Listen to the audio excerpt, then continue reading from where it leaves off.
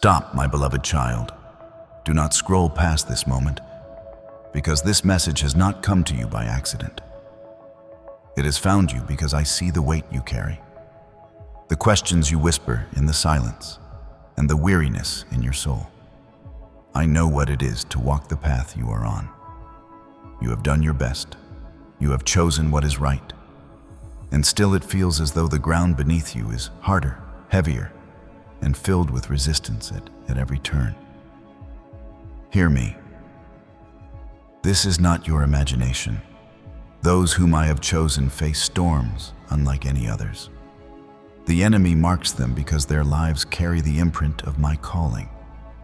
You have felt it. Rejection that comes without reason, battles that no one else seems to fight, a loneliness that others cannot understand. Beloved, I tell you today that the pain you bear is not punishment. It is preparation. What feels like breaking is in truth my refining fire. The pressure you endure is shaping your spirit and forging your character. The tears you shed in secret are seeds I am planting for a harvest that will outlast you, a testimony that will reach generations. In this message, I will reveal to you the 5 pains that only my chosen ones endure. As you recognize them, you will discover you are not losing your mind. You are not abandoned, and you are certainly not alone.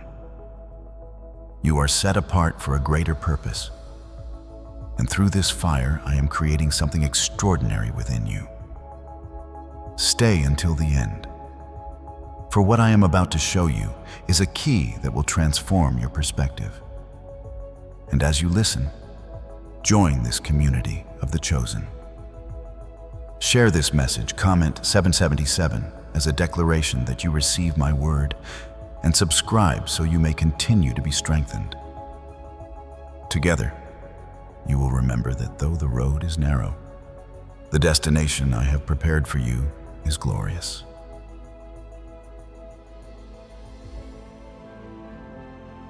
Number 1, the pain of rejection. My beloved child, listen closely, for I am speaking to the deepest places of your heart. You have felt the sting of rejection, and you have wondered why it comes without cause. One day friends were near, and the next day they were gone. Family members who once embraced you began to look at you differently. Colleagues who once welcomed you stopped inviting you into their circle. You searched yourself, replayed words, examined actions, asking, "What did I do wrong?" But I tell you this, you did not change for the worse. You changed for the light. It is not your failure that pushed them away. It is the increase of my presence upon you that unsettled them. Your light has grown brighter, and those who choose the shadows cannot endure the radiance of what I have placed in you. Do you understand, child, that your very existence challenges the compromises of others? Not because you speak condemnation, but because your essence, your faithfulness, your devotion, your pursuit of me exposes what they have abandoned. When you draw closer to me, when you set aside old habits and turn your face toward prayer, fasting, and holiness, the contrast becomes unbearable for those unwilling to change. They withdraw because it is easier for them to reject you than to confront the truth that your life embodies. This is not new. Even my son, when he walked among his own people, was met with disbelief and disdain. They said, "Is this not the carpenter's son?" As though his divine identity could be dismissed by familiarity. The very Christ, whom heaven sent, felt the sting of rejection in his own town, by his own family, by those who should have recognized him. If the sinless one endured such abandonment, do you think it strange that you, chosen and set apart, encounter the same? This pain is not without purpose. It is a holy lesson, to shift your dependence from the applause of men to the approval of your God. For when everyone claps it is easy to confuse pleasing people with pleasing me. Rejection strips away the illusion and forces you to discern the difference. I allow this pain so you might become free from the chains of human approval, so that your heart learns to beat in rhythm with mine. When you are no longer swayed by the cheers or silenced by the jeers, then you are ready to walk in the fullness of your calling. Child, hear this truth. The people who walk beside you today may not be the ones destined to walk with you tomorrow. Your journey requires a pace that not all are willing or able to keep. I remove some from your path, not because you failed them, but because they cannot go where I am taking you. What feels like abandonment is in fact divine filtering. I am protecting you from those who would drag you down, those who would serve as obstacles when you step into greater territory. Today's pain is tomorrow's protection. Have you noticed the timing? Rejection often comes in the seasons when you seek me more earnestly, when your prayers intensify, when you commit to fasting, when you lay aside distractions to pursue holiness. This is not coincidence. This is strategy. As you rise, the adversary stirs resistance. But I, in my sovereignty, use even that resistance to cleanse your circle. I remove voices that cannot hear what I am speaking to you, companions who cannot carry the weight of your destiny, relationships that would suffocate what I am birthing within you. So do not mourn as though you have been punished. See with spiritual eyes, this rejection is preparation. To lead, you must endure criticism. To prophesy, you must face disbelief. To serve, you must be misunderstood. I am training you through these losses to stand firm even when the crowd turns its back. If you cannot endure the sting of rejection, how will you carry the burden of destiny?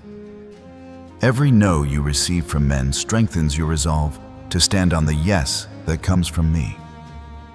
Do not be deceived. Many who reject you do so not because of who you are, but because of what you represent.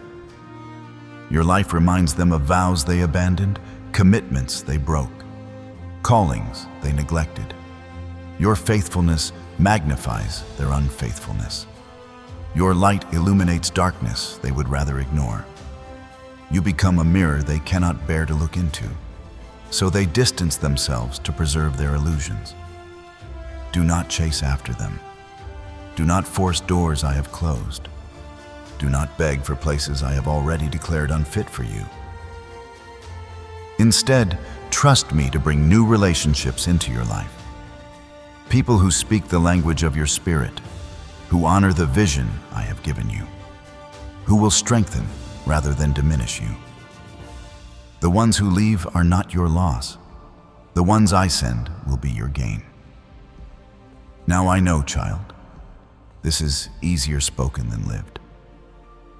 There is a loneliness in rejection that cuts deep, a silence after departure that aches. But I call you to love from a distance. Bless those who walked away, forgive those who hurt you, and release those who could not stay. Many were never meant to be permanent characters in your story. They were temporary teachers, necessary for a season, but not ordained for your destiny. Their leaving frees you to walk unencumbered. Understand this with your spirit. Rejection is not the enemy of your purpose. It is the guardian of your purpose. It preserves you for the people, places, and assignments that truly align with your calling. If I had allowed every hand to remain on you, their grip would have strangled the vision I planted in your heart. But by removing them, I keep you pliable in my hands. Do not resist this pruning, for it is the only way you will bear the fruit I intend. You have spent nights asking me, "Why, Lord? Why do they turn away?" Hear my answer. It is because I have increased your light, and light always exposes what prefers to remain hidden. Rather than dim your flame to make others comfortable, I call you to shine even brighter. Those who belong in your journey will not be threatened by your glow. They will be warmed and guided by it. Those who cannot bear it are not meant to walk beside you. Rejection, though bitter to the flesh, is sweet to the spirit. It teaches you to anchor yourself in me, to find peace not in popularity, but in presence, not in numbers, but in nearness. Every time you are cast aside, I draw you closer. Every time a door slams shut, I open my arms wider.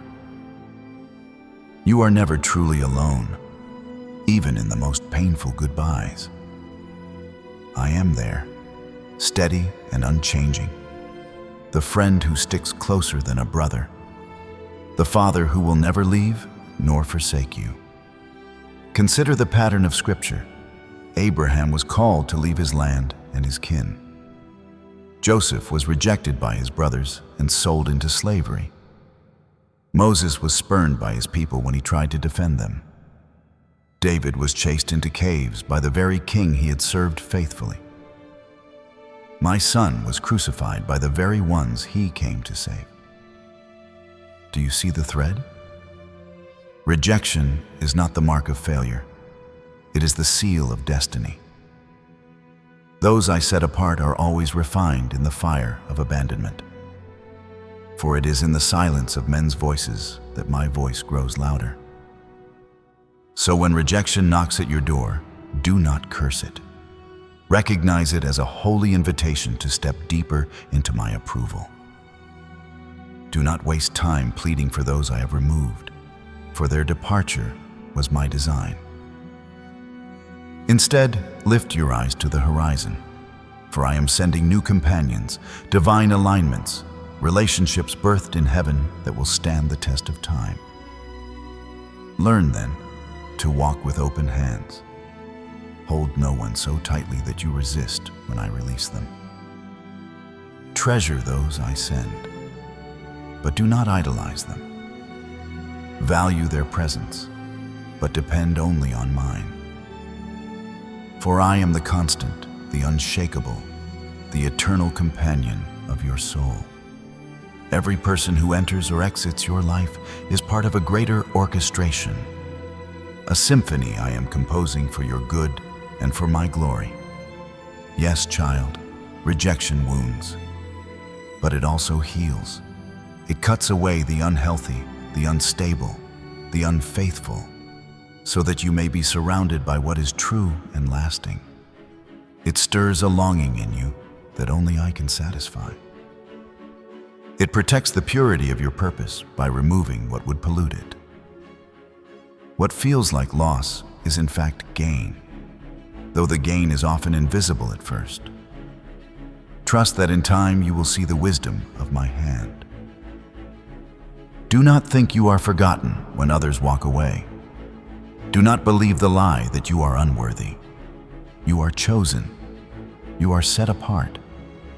And rejection is one of the marks of that choosing. It is evidence that the anointing upon your life is real. It is the weight that comes with carrying light in a world that loves darkness. So I say to you today, stop weeping for doors I have closed. Dry your tears for relationships I have ended. Lift your chin and strengthen your heart. Walk forward in confidence, knowing that I am leading you, and that every removal is making room for a greater unveiling of my purpose in you. My beloved, remember this always. Rejection is not punishment, it is preparation. And though it hurts now, one day you will look back and see that every goodbye was guiding you into a destiny you could never have reached had they stayed.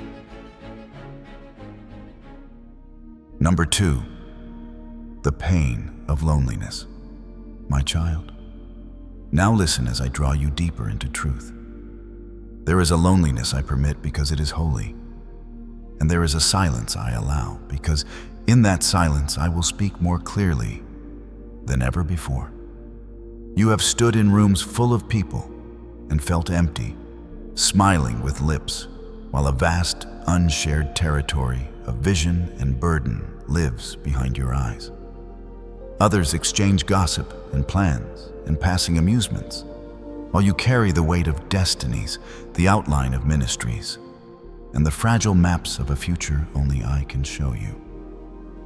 There is a distance that cannot be bridged by small talk, a gulf between the pulse of your spirit and the mundane rhythm of everyday conversation. And this dissonance creates an ache that no comfort of numbers can reach. It is not a sign of failure, but the signal of a calling. The emptiness you feel in the presence of many is the space I prepare to fill. There are nights when sleep will not come, and mornings when words of assurance are locked behind a silent door. You wrestle with doubts you cannot voice, and the weight of revelation presses on you like an unseen garment that only you bear. You have thoughts so vast that to speak them aloud would invite ridicule. You have dreams so large that sober minds will call them madness. Because the vision is ahead of the people, you carry it alone. The burden of what I place in the heart is often solitary by design, for revelation arrives before accompaniment, and providence ordains seasons in which the soul must stand firm without the applause of many. In those solitary hours, you pace the inner room of prayer, tasting both the sweetness and bitterness of intimacy with me, and you discover that the language of holiness is often untranslated by ordinary ears. Remember Gethsemane, where my son, in the deep of night, asked for the cup to pass, if it be possible, and found his closest companion sleeping. That hour shows the apex of solitude, even for one who was fully united with me. Sighs, and it teaches you that the length of loneliness is not a measure of abandonment, but a context for the deepest communion. In the wilderness, I sent John the Baptist to prepare a way, and he received his message alone. On Patmos, I visited John with visions that would shake the ages. In prison, Paul turned chains into letters that shaped the church for centuries. These examples are not distant stories, but patterns that prepare you. The prophet's classroom is often a place of isolation, and the greatest revelations are given in seasons when companions are few, and the world grows quiet around you. Because horizontal comfort is scarce, you will find vertical intimacy abundant. When friends are few, my presence is many. When human applause fades, my whisper grows louder. The lack of companionship on your level is the mechanism by which I deepen your relationship with me. It is in those unused hours, in the quiet between one breath and the next, that my spirit teaches you to interpret groans that have no words and to pray with a language that transcends speech. This interior education cannot be purchased with eloquence or achievement. It is formed by the slow travail of nights spent waiting and by the steady refusal to bargain away your calling for the sake of company. As you learn to listen in the hush, you gain a capacity to hear purposes and directions that will later guide others who cannot yet perceive them. Do not consider this an exile. Consider it an education. Many who sit under your teaching later will be comforted by the exact wounds you now bear. Your experience will become the curriculum for others who travel similar roads. You are being schooled not in theory, but in truth-tested compassion. The mercy you will offer will be practical, because it will have been purchased with real tears and sleepless vigils. Your counsel will hold weight because it is born from a heart that has been both cracked and healed. And when you speak, people will listen because your words will be backed by the integrity of suffering transformed into faith. This purposeful solitude has a rhythm and a season. It will not be endless. There are appointed moments when I draw 2 or 3 or many together who speak the same spiritual language, who share a horizon and will carry one another forward. I connect the chosen to one another at the precise time needed. I do not leave you permanently isolated. Until that appointed hour, remain patient and faithful. Do not shrink your vision to gain social ease. Do not trade intimacy with me for temporary acceptance. Hold fast to the revelations given you, steward the insights entrusted, and be content to prepare in obscurity for a later emergence in which what was private will bless the public. Be careful, however, in the way you carry this solitude. It is a sanctifying season, not a license for pride or withdrawal. Do not adopt an air of superiority because you feel misunderstood. Do not wall yourself off from the world as if human fellowship were irrelevant. Loneliness is a tool for formation, not an ornament to display. Let it humble you toward me and strengthen you for service toward others. Practice openness with humility. Confess your weaknesses to me, and keep a heart ready to receive correction even in the quiet. The spirit that boasts of isolation is blocking the very grace the season intends to cultivate. Instead, let solitude break arrogance and produce tenderness. There are practical disciplines I ask you to hold during this time. Cultivate prayer as the marrow of your day. Fast when the Spirit prompts you. Study the Scriptures not as knowledge, but as dialogue.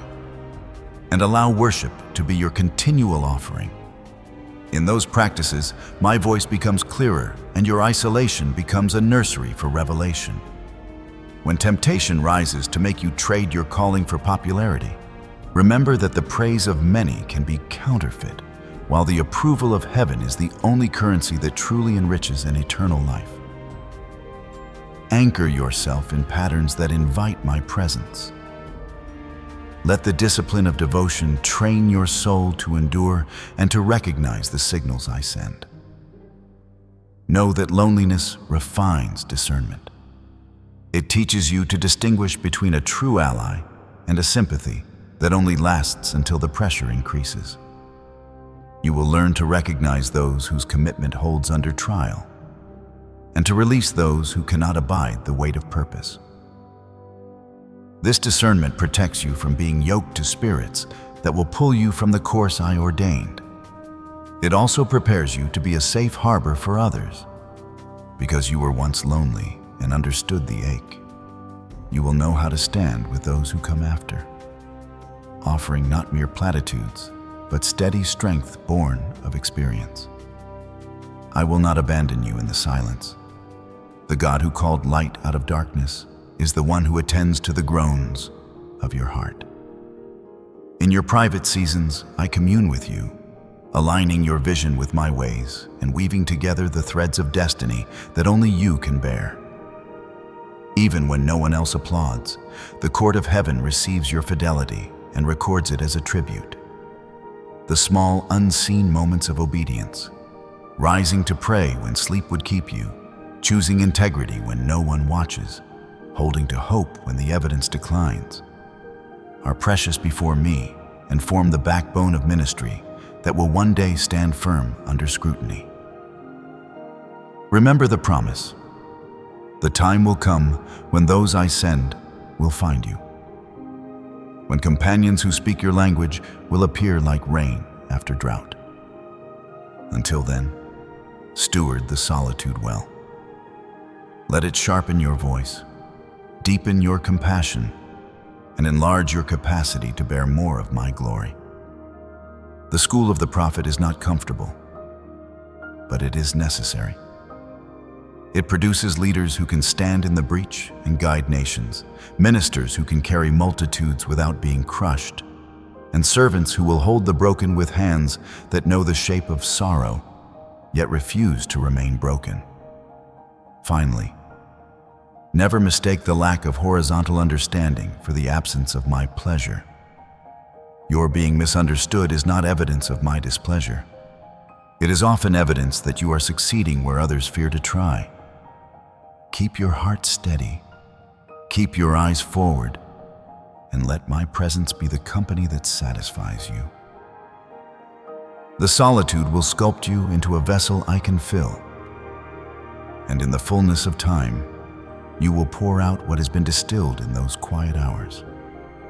Your season of purposeful loneliness will end, and when it does, your testimony will carry the weight of 1,000 answered prayers. And many will find their way, because you did not abandon the path. Remain faithful. I am with you until that glorious day arrives. I go before you always, and I remain forever. Number 3, the pain of internal conflict. My beloved child, hear me now as I lead you deeper, for you have walked through rejection and endured the silence of loneliness, but there is yet another pain that marks my chosen ones, one that does not come from outside but rises within. This is the battlefield of the heart, the place where spirit and flesh wrestle daily, where light and shadow collide in the secret chambers of your mind and soul. Do not mistake this conflict as evidence of weakness or as proof that I have withdrawn from you. On the contrary, this inner war is the sign that you belong to me, that my spirit is alive in you, contending against the pull of your fallen nature. You know what it is to love me deeply, to feel your soul stirred with devotion, and yet at the same time to be assaulted by thoughts that shame you. You rise to pray, but heaviness settles upon your eyes, and you fall into sleep. You open my word with hunger, yet distractions crowd in and steal your focus. You promise to fast, but temptation grows louder and stronger until you feel powerless against it. These are not coincidences. They are the very contours of the battlefield I speak of. Every time you seek me more earnestly, the flesh resists, for the nature of your old self despises the life of the spirit. This struggle will remain as long as you walk the earth. But in that struggle I shape you, I humble you, and I teach you to lean wholly on my grace. The responsibility upon you is great, for to whom much is given, much is required. You who know my word feel the weight of your failures more keenly. Others may sin without awareness, but you carry knowledge, and that knowledge deepens both your conviction and your sorrow. Guilt presses heavily, and shame whispers that you are unworthy, tempting you into paralysis. But I tell you, child, the conviction you feel is not to paralyze, but to purify. When you fall, rise again. For it is not perfection I demand, but honesty, humility, and a heart that returns quickly to me. The enemy desires to use your awareness against you, to bind you in despair. But I use that same awareness to sharpen your conscience and draw you nearer to my mercy. Remember my servant Paul, who cried out, "For I do not do the good I want, but the evil I do not want is what I keep on doing." These words were not written at the beginning of his faith, but years after he had walked with me, preached my gospel, and suffered for my name. Even he, a man who saw visions of heaven, confessed to this inner struggle. Understand this. If such a one could admit to the war within, then you too must recognize it as part of your journey, not as a disqualification. The struggle is not proof that you have failed me, but proof that my spirit is alive in you, fighting against the old man who refuses to die quietly. Know also that the adversary is cunning, tailoring temptations to strike at the exact places of your calling. To those called to preach, he stirs gossip, slander, and misuse of the tongue. To those called to lead, he whispers pride, self-exaltation, and control. To those called to worship, he tempts with vanity, twisting devotion into performance. The strategies are not random. They are precise, designed to undermine the very gifts I have placed within you. but you must see with clarity. The presence of these temptations does not mean you are unworthy of the call. It means your calling is so great that hell trembles at its fulfillment. Often you look around and see others who seem untroubled, living in peace while you wrestle. You ask yourself why their walk appears easy, why their hearts do not seem torn as yours is. But I say to you, not all peace is evidence of victory. Many who feel no battle have already surrendered to the flesh. Their silence is not triumph, but defeat. Your struggle, though painful, is the very evidence that you are still resisting, still alive, still refusing to bow to darkness. Do not envy those who appear free from conflict, for many have simply ceased to fight. Treasure the sensitivity I have given you, for it is the sign of life, the mark of the Spirit within. This spiritual sensitivity is my gift. Where others laugh at what offends heaven, you feel pierced. Where others excuse compromise, you feel grieved. The world calls you too rigid, too sensitive, too serious.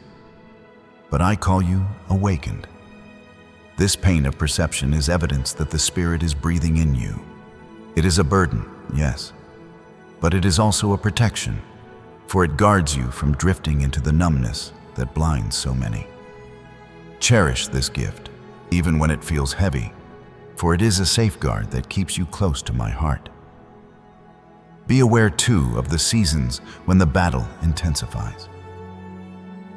Temptation often grows fierce just before a breakthrough, before baptism, before a retreat, before stepping into new ministry.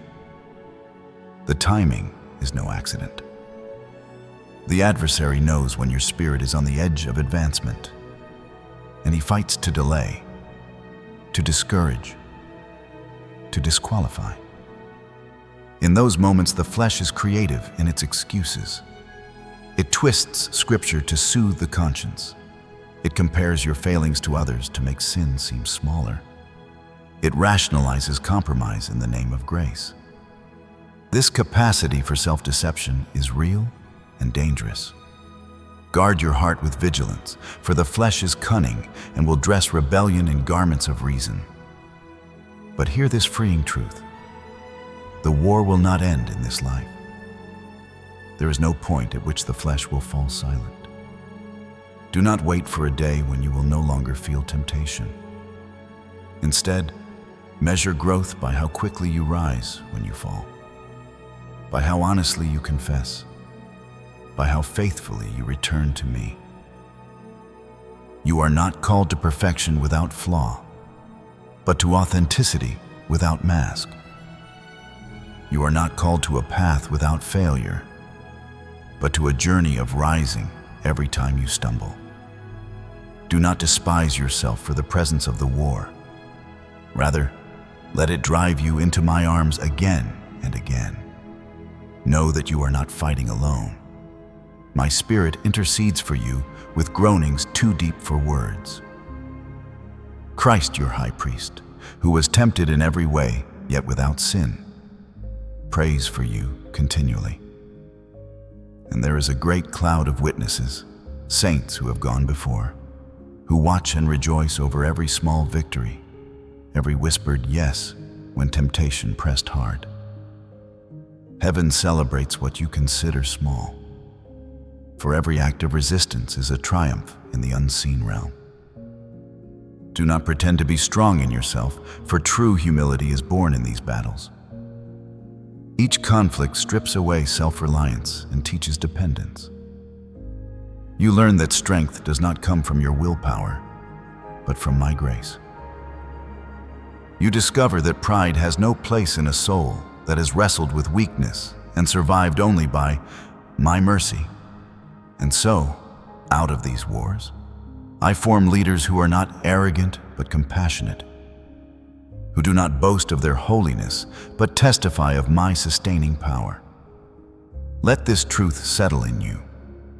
Every battle you endure within is not wasted. Each struggle produces endurance. Each temptation resisted strengthens your resolve. Each failure confessed purifies your heart. Each victory, however small, becomes part of the character I am shaping in you. I am not ashamed of you for struggling. I am pleased that you have not surrendered, that you still fight, that you still cling to me even when weary. Your humility, your dependence, your honesty, these are the fruits I seek. Therefore, when shame rises, rebuke it. When guilt threatens to paralyze, release it into my hands. Let the cross remind you that forgiveness is already secured. Let my spirit remind you that you are not abandoned in the war. Keep your eyes fixed on the eternal, for this present conflict is temporary, but its fruit is everlasting. In the end, it will yield a heart tender before me, a soul steadfast in faith, and a testimony that will strengthen many. So, my child, do not fear the battlefield within. Embrace it as the place where I refine you. Know that your war is evidence of life, proof of my spirit, and a mark of your calling. Walk forward with courage. Rise each time you fall. Confess with honesty, and cling to me with all your strength. For though the flesh wars daily, the spirit is greater. And in this ongoing conflict, you will learn the most precious lesson of all, that my grace is sufficient, and my power is made perfect in weakness. This is the way of the chosen. And though the war is fierce, I promise you this: I will never leave you to fight alone, and every wound you bear will one day shine as the mark of one who endured and overcame. Number 4, the pain of renunciation. My beloved child, I have shown you that the battle within is a sign of life, not defeat, and that every moment of wrestling draws you deeper into dependence upon my grace. Now hear me as I lead you into the next pain that marks my chosen ones. The pain of surrender, the pain of release, the pain of pruning. This is not the wound inflicted by enemies, nor the ache caused by misunderstanding, but the holy cutting of my hand. For those I love and those I call, I shape through the process of letting go. At first, the path of surrender begins with what seems small. A program you once enjoyed now unsettles your spirit. A song you once sang with ease now stirs unease within you.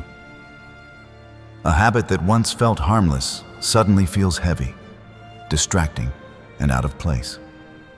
You sense this shift, and you know it is I who am speaking, nudging you to step away.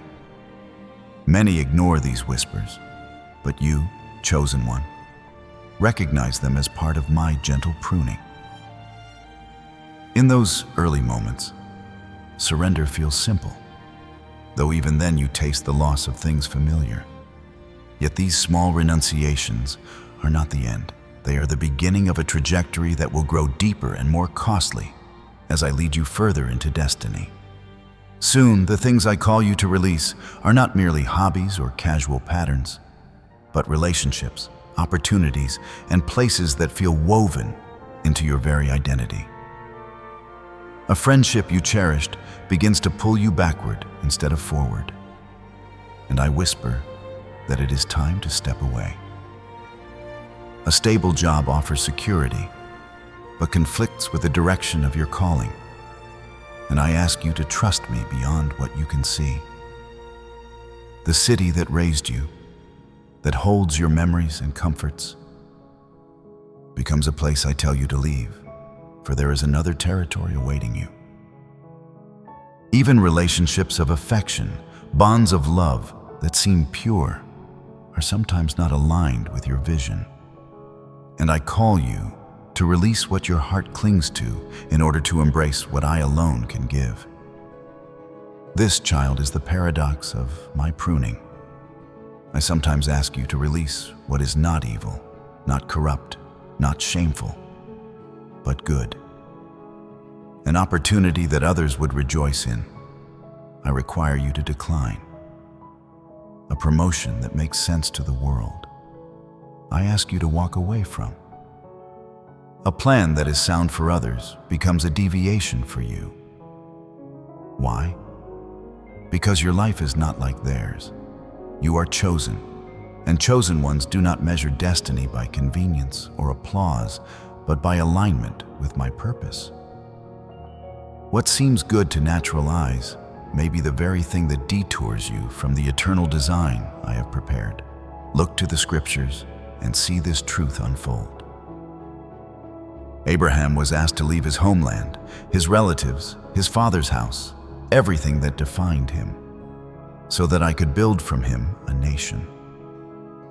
Moses turned his back on the riches and prestige of Egypt's palace to identify with a people enslaved. Paul, who once held status, knowledge, and influence, declared that what he once valued was nothing more than refuse compared to the surpassing worth of knowing me. Their paths were not easier for what they gave up, but what they released became the very space I filled with glory. This is my arithmetic, subtraction that becomes multiplication. I close a door not to deprive you, but to open a better one. I end one season so that another, richer in fruit, can begin. But in the moment of release, you do not see the multiplication. You only feel the subtraction. It feels like loss, like cutting, like death. This is why surrender stings. Yet, child, I promise you, every pruning is purposeful. I never cut without vision. I never ask you to empty your hands without the intent to fill them again. For some of you, surrender touches even finances. While others build comfort and chase luxury, I call you to live simply, to redirect resources into my kingdom. What could buy indulgence becomes seed for missions. What could fund personal pleasure becomes provision for the poor. What could secure earthly ease becomes eternal treasure. You feel the weight of living differently from those around you. But know this: every investment you make in eternity multiplies beyond what you can imagine. What you deny yourself today becomes the foundation for others' salvation tomorrow. There is a beauty hidden in these renunciations, though it is often veiled at first. Every no you speak to the world is a yes to me.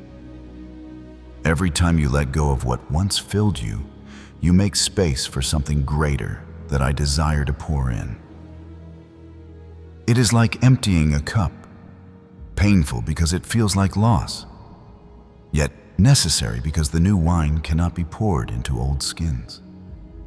You feel the ache of emptiness, but it is only the preparation for overflow. Guard your heart against the temptation of comparison. You may look around and see others who hold on to what you have been asked to release. You may wonder why their paths seem easier, why they enjoy what you must forfeit. But remember, different callings require different preparations. What I require of you, I may not require of another, for the mantle upon you is unique. Do not measure fairness by human scales. Trust that my dealings with you are specific, tailored to your destiny, and filled with love. The deepest surrender, however, is not in what you release outwardly, but in the surrender of self. The ego resists my hand more fiercely than any habit or relationship. To decrease that, I may increase. To deny yourself daily and take up your cross. To yield your will for mine.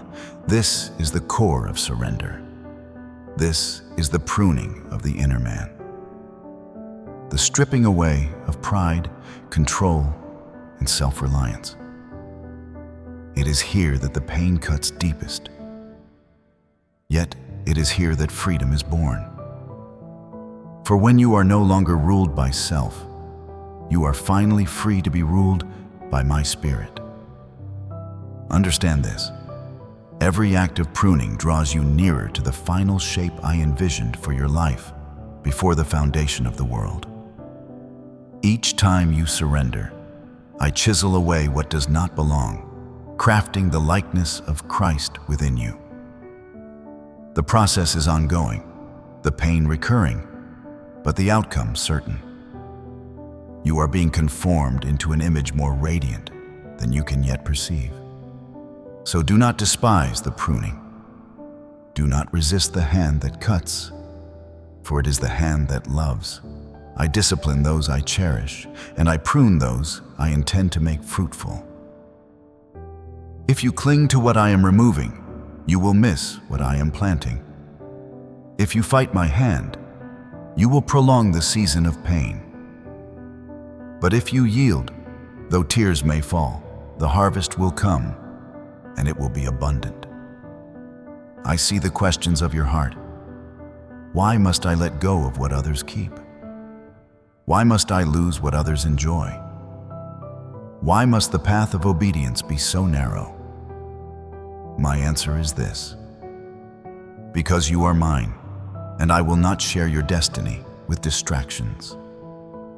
I refine those I love so that they may carry glory without being crushed, so that they may hold responsibility without being corrupted, so that they may walk in power without losing humility. Therefore, take courage in your renunciations. Each release is not a loss, but an investment. Each yes to me is building a story greater than you imagine. Each pruning is carving you into a vessel of honor, fit for the Master's use. When the process feels endless, when the cutting feels unbearable, remember that the vine is pruned only because it has potential to bear much fruit. The barren are left untouched. The fruitful are trimmed to produce more. Rest in this truth. The pain of surrender is not the end. It is the middle. The end is glory, abundance, purpose fulfilled, and a life so aligned with mine that others will taste of me when they encounter you. This is why I prune. This is why I ask you to release. And this is why your path may feel narrower than others. Because you are chosen, and chosen lives cannot be built on compromise. So yield, my child. Trust the cut, embrace the emptying, and let me shape you. For every time you let go, I bring you closer to the design I have held for you all along. The finished likeness of Christ, shining, steadfast, and unshakable. This is the destiny of those who endure the pruning of my hand. Number 5, the pain of waiting, my beloved. Now I bring you to the final pain I have prepared to reveal. The long season of waiting and the seeming silence of heaven. Many of you stand beneath promises that feel suspended in midair, watching seasons pass while the world rushes by with its appointments kept and its answers delivered on demand. You move in what feels like slow motion. The clock that measures others' progress ticks differently for you. The dream I planted in your heart remains real, yet it has not become visible. Doors close, prayers sometimes feel like monologues, and you are left asking whether the vision will ever arrive. Do not be surprised at this season. It is part of the sculpting, and I am always at work, even when you cannot see the pattern. Consider the ancient patterns of my ways. Joseph carried visions as a youth, and yet sat forgotten in a prison for years before his hour came. David wore an anointing, but wandered in caves and deserts long before the crown was set upon his head. These narratives are not stories of neglect, but of refinement. The timing of my work is sovereign. I often delay fulfillment so that the one who receives the promise will be enlarged enough to steward it well.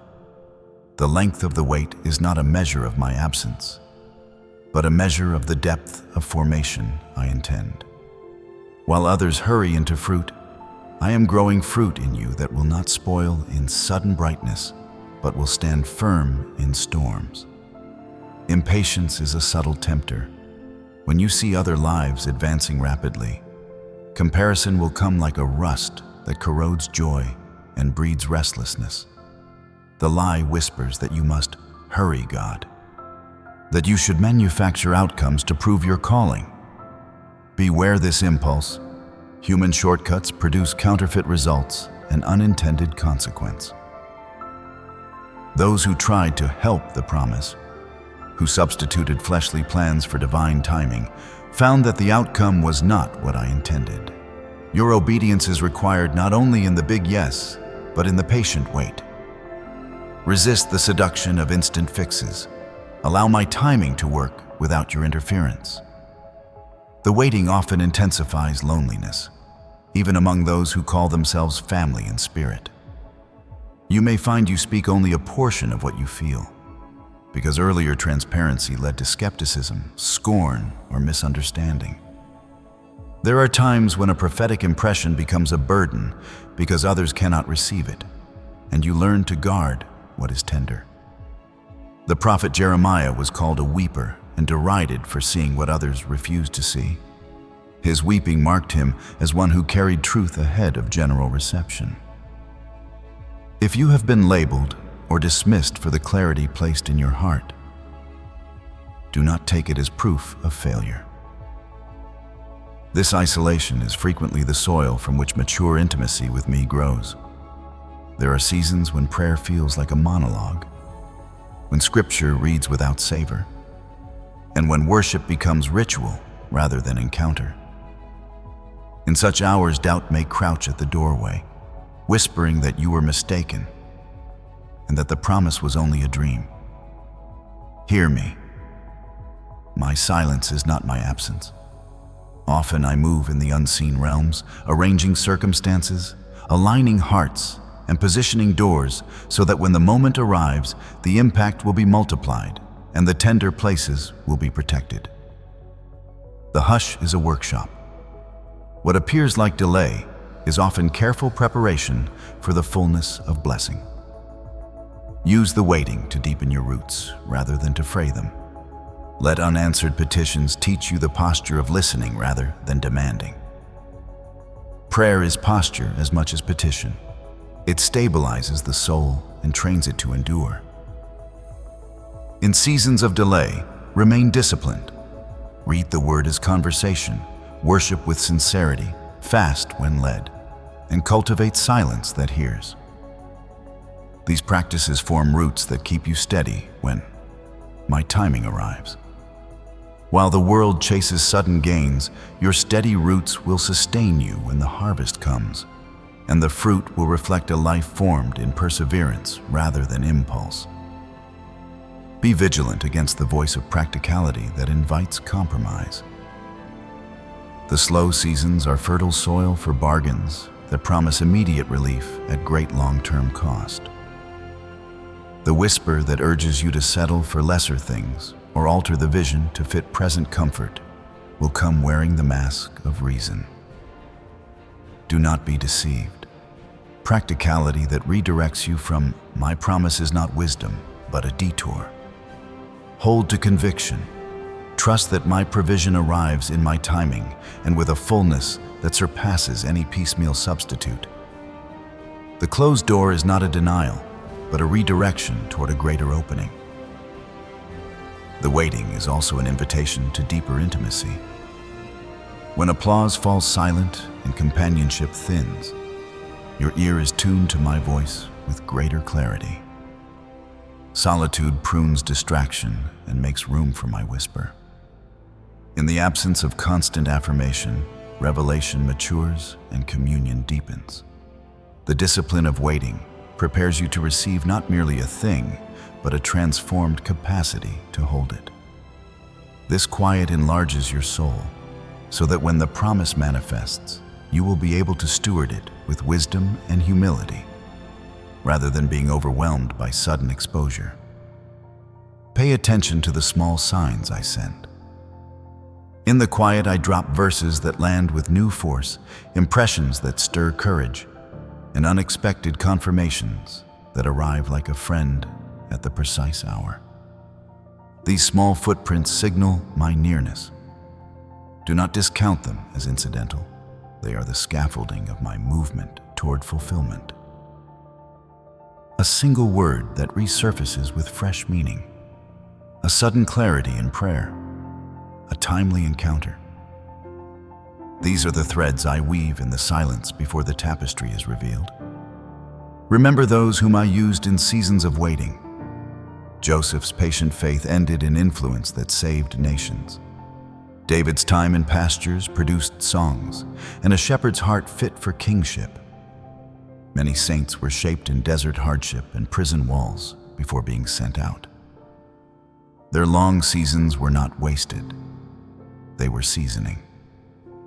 When fulfillment comes, the testimony will be weighty and useful because it grew from endurance and character formed in the patience of quiet days.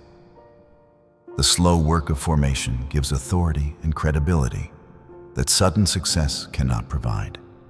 Use the waiting wisely. Serve others, steward what you already possess, cultivate gifts, and do not withdraw into passive longing. The season of waiting is not a gap in purpose, but a preparation for greater responsibility. Demonstrate faithfulness in small things. Develop practical skills, love neighbors faithfully, show up where you are called now, and do it with excellence. When the door opens, you will arrive as one who has proved reliable in obscurity and therefore capable of carrying a larger mantle in visibility. There is an education in endurance. Patience refines hope into confident expectation. Waiting trains discernment, teaching you to weigh my voice against the clamor and to move in wisdom rather than in fear. The patience that remains under trial produces a hope that does not depend on circumstances, which then becomes a reservoir to steady others in future trials. This training forms leaders who do not panic under pressure, but who lead with steady assurance born of long-seasoned faith.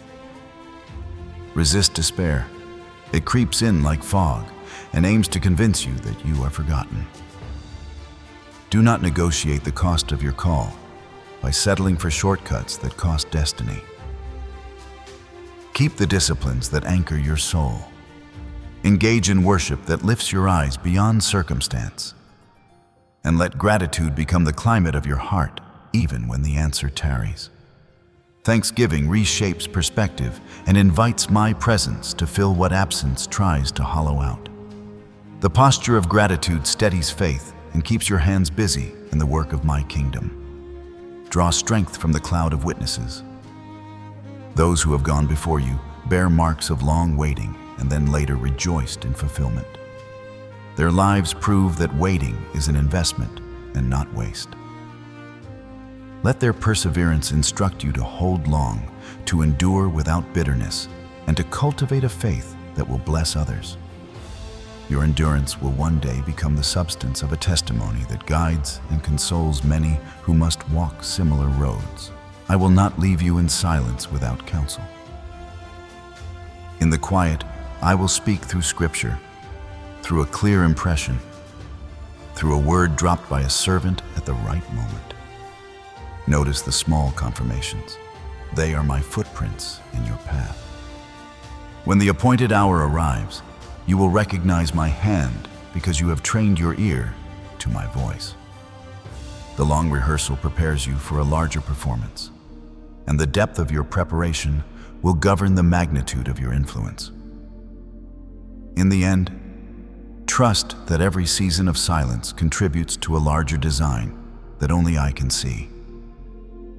The delays are never random. They are deliberate steps in the choreography of grace, arranged to teach you endurance and to deepen wisdom. When the pause ends, you will not only receive what was promised, you will carry it with integrity, compassion, and skill forged in hidden places. The ministries born from long waiting will be durable and life-giving because they were tempered by hardship, informed by insight, and weighted with humility, earned through tested faith. Do not despise the dormant seasons, for they are the workshops where character is crafted. Keep your hands busy in service and your heart open to correction, practicing worship when it feels small. This is not a season to quit or bargain, but a time to steady your soul and prove your faith by remaining faithful in small things. Hold fast to hope and be patient. When fulfillment arrives, it will be rich and resilient, fitting the person I have formed in you. Stand firm, child of mine. Fix your gaze on my faithfulness rather than your timetable. Keep the disciplines of devotion, refuse the shortcuts of compromise, and let the silence deepen your dependence. The delay secures the fullness of blessing and prepares your heart to bear responsibility without being consumed. Your season of waiting is sacred. Steward it well, and trust me to complete the good work I have begun. In my perfect timing, every pause will declare my purpose, and every long wait will unveil the wisdom of my ways. When the hour comes, you will see that the long wait was not empty, but fertile, and the harvest will prove that patience was the finest preparation. My beloved child, listen closely, for now I draw together every pain I have revealed, and I show you the mystery hidden within them. You have walked through rejection, through loneliness, through the inner war of flesh and spirit, through the ache of surrender, and through the long silence of waiting. None of these have been wasted. Every tear, every unanswered question, every door that shut, and every season that lingered has been a tool in my hand, shaping you into a vessel that can carry glory without breaking.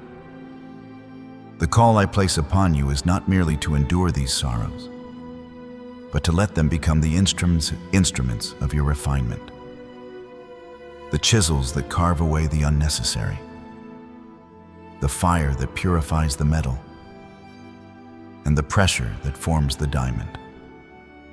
Rejection has taught you to turn your gaze away from human approval and to seek only mine.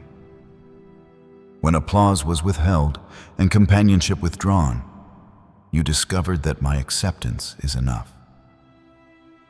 This lesson is one that could not be learned in the warmth of constant affirmation. It required the sting of abandonment to reveal the futility of chasing the shifting opinions of men.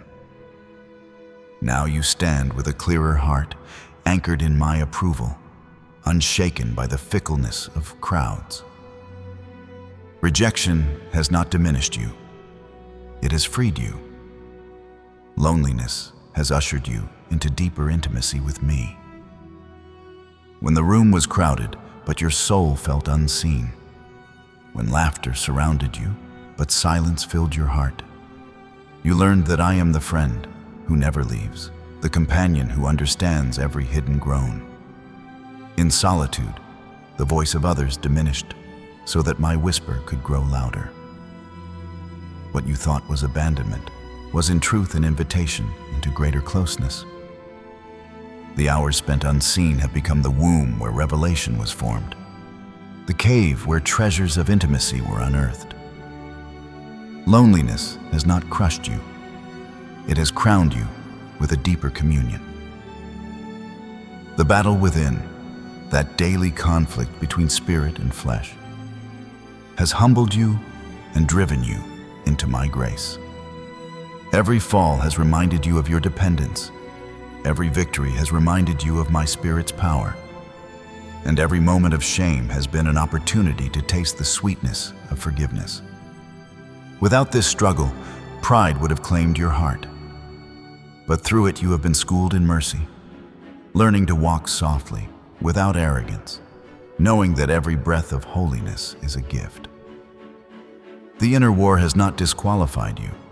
It has equipped you to minister grace, for you know the weakness of man and the strength of my Spirit. Surrender has created room in your life for what is greater. By letting go of what seemed precious, by releasing what others called blessings, but I called distractions, you have emptied your hands to receive more of me. Every pruning has been painful, but every cut has prepared you for fruit that would not grow otherwise. The things you lost were not wasted. They were exchanged for treasures eternal, for alignments that advance destiny, for purposes too vast to fit into your old containers. Surrender has not impoverished you. It has enriched you beyond measure. Waiting has polished you like a diamond under slow, unyielding pressure. While others rushed ahead, you moved at the pace of eternity. While others harvested quickly, you grew roots that reached deeper into my faithfulness. You learned to pray when the heavens were silent, to worship when feelings were absent, to trust when evidence was lacking. And in that long obedience, I carved facets of endurance, facets of character, facets of humility, so that when the light of my fulfillment shines upon you, it will refract in brilliance far greater than a life of haste could ever display. Waiting has not diminished you. It has made you radiant. Do you see, child, how each pain carries a lesson? How each burden becomes a teacher? Rejection frees you from man's approval. Loneliness deepens your communion with me. The inner war teaches humility and dependence. Surrender enlarges your capacity for glory. Waiting polishes you into a vessel that reflects my light with many dimensions. What felt like destruction has been construction. What felt like loss has been gain. What felt like punishment has been preparation. Understand this also. Not one tear you have shed has fallen unnoticed. Every cry in the night has been collected. Every sigh too deep for words has been recorded. Every moment of despair has been treasured in my presence. In my kingdom, tears are never wasted. They are seeds, planted in the soil of eternity, and they will yield a harvest that outlives you. They are the price of an anointing that will touch lives far beyond your imagination. The oil of influence and the fragrance of authority are costly, and the currency is often hidden weeping. What you sow in tears, you will reap in joy. And the harvest will not only bless you, but generations after you. My son also walked this road. He was called radical, excessive, even possessed. His zeal was misunderstood, his words rejected, his life opposed. Yet it was through that scorn and through that suffering that the world was transformed. If the perfect one endured such accusations, do not think it strange that you, my chosen, experience the same. To be misunderstood for my sake is to walk in the footsteps of Christ. The world may not understand your intensity, your devotion, your unwillingness to compromise, but the same world will one day be changed because of it. Take courage then, for you are not alone. Every chosen one through history has walked through these same fires, borne these same burdens, endured these same silences. You join a lineage of faith that stretches back through prophets, apostles, martyrs, and servants who clung to my promise when evidence was absent. They too wept. They too waited. They too questioned. Yet they endured, and their endurance became the testimony upon which your faith now stands. And in the same way, your endurance will become a testimony for those who come after you. So I declare to you now, you are not crazy, you are not forsaken, you are not forgotten, you are chosen. Chosen ones feel differently, and therefore they overcome differently. While others walk lightly, you walk heavily, because your steps are carving a path that others will follow. While others seek comfort, you seek purpose, because you know that comfort fades, but purpose remains. While others stop at the surface, you have been called into the depths, because only in the deep can you discover treasures that will outlast the storms. The best is yet to come.